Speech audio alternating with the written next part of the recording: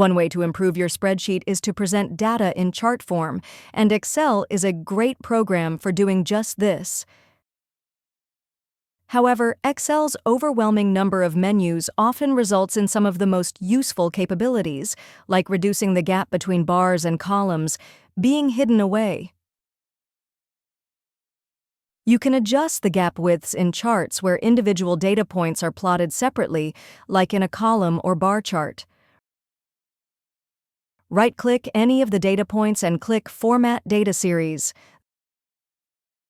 Then, in the Format Chart pane, click the chart icon and either type a new gap width or click and drag the slider. The chart will update as soon as you make any changes, so you can keep tweaking the gap width value until you're happy.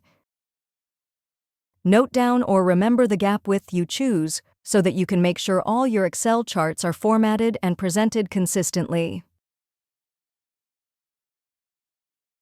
If you found this video helpful, please click the like button and subscribe to our channel for even more helpful tutorials.